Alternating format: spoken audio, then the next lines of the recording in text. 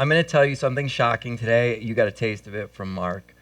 What I'm going to say is that addiction, treatment, and everything that we're doing to help those we call addicts isn't curing them, it's creating them for the most part.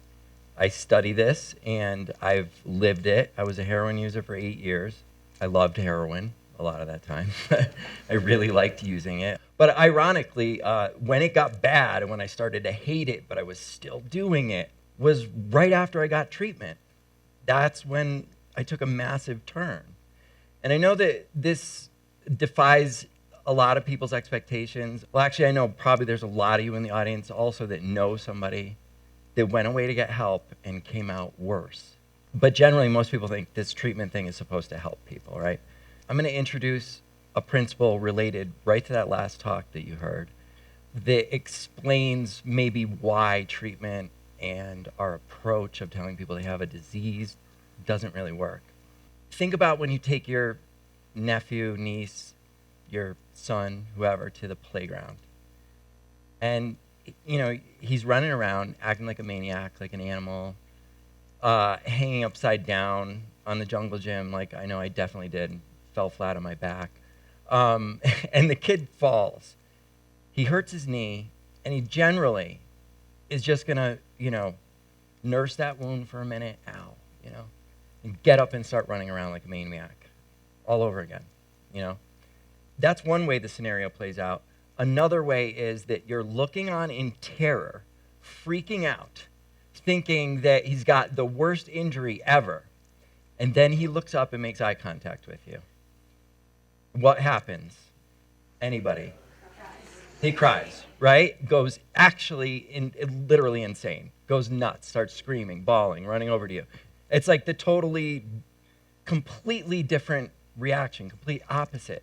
You conveyed to him that this was a disaster, this minor injury is a disaster, and then he goes and he experiences it as a disaster now. He could have experienced it as a minor injury, right? We brought new meaning to it. So as we raise our kids, generally in all kinds of realms, we're trying to build them up. We cheer them on when they, fall taking their first steps. We're like, you took a few steps, that's great. When they say the wrong words as they're learning to talk, we're just happy that they're learning to talk. But when it comes to drugs, we jump in there and we say, oh my God, you've done drugs, you're enslaved, you're wrecked for the rest of your life, and this is a lifelong struggle. You can't overcome this. You need to be in help of some kind for the rest of your life, whether that's going to some meetings or going to ongoing counseling or whatever it is, or if it's just daily making sure that you don't encounter triggers or get any stress. I mean, I don't know how anybody manages to not get stress, but that's the thing that they tell you in treatment is make sure you don't get stressed because you'll relapse. Okay, great. Most people who use drugs 1 year, the heavy drugs, don't use it again the next year. And then of the ones that do, they don't really get addicted. But of the ones that we call addicted, all right, 9 out of 10 of people diagnosed as addicts eventually get over their problems. They resolve their problems. And the other thing we need to know is 9 out of 10 people that we call addicts don't get treatment. I want you to think about that. 9 out of 10 get over it. 9 out of 10 don't get treatment. We always hear this statistic that only 1 in 10 get the treatment they need, as if that's a tragedy. But several epidemiological studies since the 80s have showed again and again and again that most everybody's getting over it. And when you work out the ages, it goes up with age. It's not a chronic thing. People don't keep relapsing for the rest of their lives. 90% of alcoholics will resolve their problem. 97.2% of marijuana addicts will get over it. 99.2% of cocaine addicts will get over their problems. People get over this. Yet we think they can't get over it without treatment. And when it comes to heroin, right, that's the one I'm going to talk about because that's what I did. Recent studies found that 96% of people had resolved their heroin problems. And if you go back to the 1970s, we had this famous one on Vietnam addicts, Vietnam vet heroin addicts that you might have heard. And 98% of them didn't get treatment, yet only 12% relapsed within those first few years. But of that tiny group that got treatment, 67% of them relapsed. So you had this totally different result for the ones that we gave treatment. Okay? What we see is following treatment, people binge more, they struggle for longer, they have higher relapse rates. But basically, treatment is like that concerned parent on the playground. People come in and you give them that look and you say, you're really in for it. And you know, most of the time when they come in, they say, I can stop whenever I want. And we say, no, you can't. That's denial. You can't really stop. You don't really want to do this, what you're doing right now, right? Because when somebody says they can't stop, that's what they're saying. So let me tell you about when I went to rehab. This is what happened. They waged that relentless campaign to convince me that I wasn't in control. And then when I wasn't in the sessions, they would send all of the other patients, the experienced patients, right, the lifers that were back there again, to come talk to me because, you know, that was part of their work to help, you know, somebody else that's supposed to get them sober at this point, right? So they come around to tell me, these are guys that could be my father. You know, they're that age. I was 21. They were in their 40s, 50s.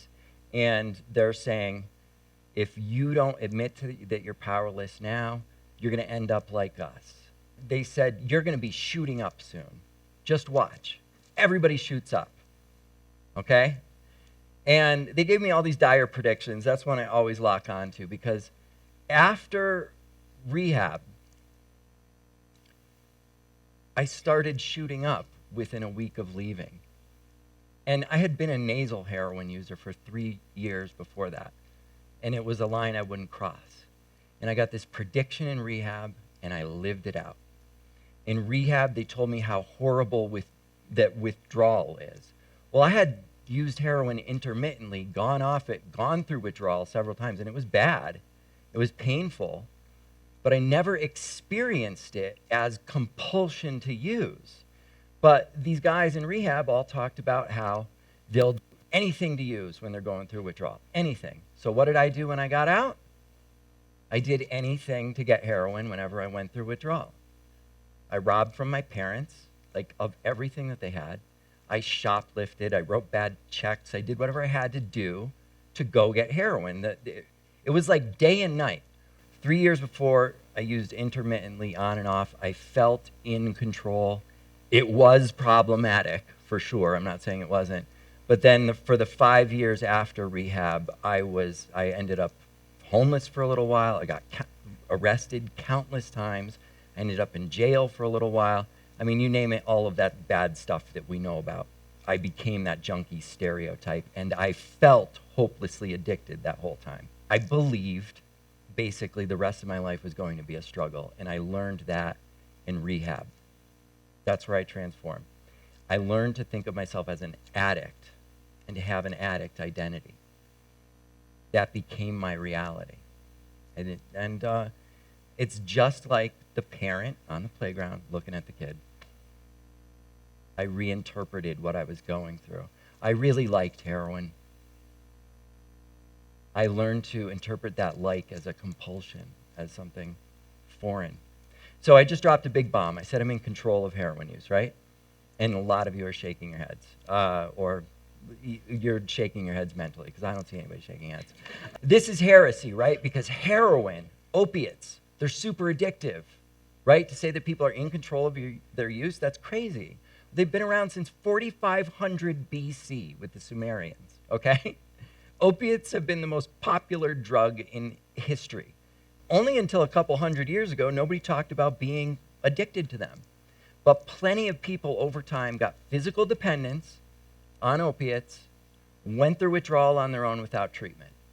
And every day people come out of the hospital physically dependent on morphine, as much as a street heroin user is, and then they go through withdrawal on their own, and they're fine, okay? This is because they don't think of themselves as addicted, so they don't feel compelled. This famous sociologist, Alfred Lynn Smith, went to study opiate addicts to find out what is it that makes them addicted. This was back in the 1940s. It was a landmark study. And basically what he found was that there was a process of learning and belief. And everyone he found that became an addict, he tells case after case after case of stories where there they were using, and then they stopped and they were going through withdrawal, and some well-meaning friend or doctor says, "Oh, you're hooked." And then they start to think of themselves as a junkie, go, "Oh, I need more heroin or opium or whatever it is." And they go get it, and they relieve the withdrawal, and then they start to learn that, oh my God, I am this monster, and they take on this self-image. So again, that's the parent on the playground sending this message that you don't have withdrawal. Basically you need to know this about withdrawal, is that it's almost identical to the flu. It feels exactly like a bad case of the flu. But then we learn to interpret it as this compulsion to go use. So it gets turned into this fatal thing by a fatalistic concept. I hate these concepts. I felt them change me. I also hate that people die of overdoses. I have several friends who died of overdoses, so it's not to downplay the danger. What Lynn Smith found was that naivety to the concept of addiction is what actually protects people from it. And right now, we're doing the exact opposite. We're telling people, watch out, don't let your doctor give you those pain pills, because you're going to turn into an addict. And I'm going to stop. I'm going off my script now, and I'm going to tell you, in April, I got a tonsillectomy. And I'm 40 years old, and it's bad and it's horribly painful to get a tonsillectomy at that point. And the doctors put me on a dozen Percocets a day. And I took a dozen Percocets a day for 2 weeks. I didn't like the feeling. And then I stopped taking them. And I didn't relapse. I didn't become an addict. It's been 14 years since I've done any heroin, and there's always this thing, oh, it's the drug. It's not, okay? So people are in control of their substance use. It's really in the mind. Now, there's obviously, so the rehabs directly teach this stuff. The treatment programs do, but all of us are teaching it. We put substance users in a corner where they're practically forced to start thinking of themselves as addicted through tough love and intervention, okay? We say we're going to take away your place to live. We're going to take away, finances, love. You can't visit your nieces, nephews. We're going to take away child custody, all these things, unless you go to this place that teaches you to think of yourself as addicted, unless you take on this identity and agree that you can never touch a drop of alcohol or a hit of a drug ever again, right? And so we're incentivizing them to go in there and to come out and to say, yeah, I'm powerless. And I learned really fast in treatment that I had better say that, okay? Really fast you learn that. Because guess what? Your probation officer is going to get a report. Your parents are going to get a report. And if you hold on to any idea that you're in control of yourself, you're in denial, and you're not going to get a good report. So you start to talk the talk, and you start to recast your past as being out of your control. You do this hindsight reasoning on substance use, like, oh yeah, I don't like that I crashed my car, so therefore I didn't like drinking. You did like drinking at the moment when you drank. So we incentivize that people talk this talk because they're going to lose things. The other thing that we do is we stigmatize it. So we don't understand. We look at somebody who's losing all this stuff over drugs or alcohol. I don't understand that. It must be a disease. That would be like looking at somebody who's homosexual and saying, I don't understand it. It's a disease. And oh, by the way, we did that historically, right? And looking at women who want to vote or have a job, and we tell them they have hysteria, and then they start to manifest all these other symptoms of hysteria. We need to just accept that some people have different wants than us, because when we don't, right, when they learn that it's not accepted what they want, their wants are wrong and they think they're a monster, they start to disown those wants mentally. And that's the process of learning to think of this as a foreign force. The disease model is untrue. People aren't compelled. if you take alcoholics into a laboratory and you somehow sneak alcohol into their drink without them knowing, they don't proceed to crave and drink uncontrollably. If you take drug addicts into a laboratory, you give them meth and you say, I'll give you $20 or another hit of meth, and just so you know, they're getting the $20 later, they will choose the $20 almost most of the time. There's all these experiments like that that shows that people are choosing. It's elements of choice that are involved, not disease. And then this hijacked brain thing is just way off, because we are not going into people's brains with scalpels, and most of the time we're not giving them drugs. They are quitting when their brain is at the height of being as adapted by drugs as it could be. I want to tell you about how I changed, right? I went to a program that said, throw everything out that you learned, okay? It was called the Saint Jude Retreat, and they said, you don't have a disease, you're in control, you're doing this because you like it, you can stop. I did. It happened almost overnight, and that was in 2002. And I don't struggle. I don't do anything to maintain sobriety, okay? I work for them now. I've been working for development for them for the past 5 years. We have a model we call the freedom model. And it just says heavy substance use is just a preference. It's like every other choice in the world. People choose what they believe is going to work for them in the moment. Sometimes that's ugly. Like when people are in dead-end relationships or bad jobs and everybody else can see it and say, why don't you get out of there? And the person doesn't stop doing it because they think it's the best option they have at this moment. And with heavy drug use, it's the same thing. Okay? So basically I teach people you can just throw these ideas out. All that information is available out there for free. Like Mark said, he found that information and it helped him. I want all of you to consider this, maybe adopt some of these ideas, really think about this. It's compassionate too. You don't just need the disease model to be compassionate. And if we all get on board with just saying, hey, it's all right, you can want what you want. If you want to change that, we can talk about what might make you happier, but we don't have to freak out, slap this label on people, and tell them that they're screwed for the rest of their life. Most of them tell us they don't think that they're out of control and they don't need treatment. And guess what? Most of them get over this without that treatment system. Know that. That's all I have for you today. I went over. Thank you.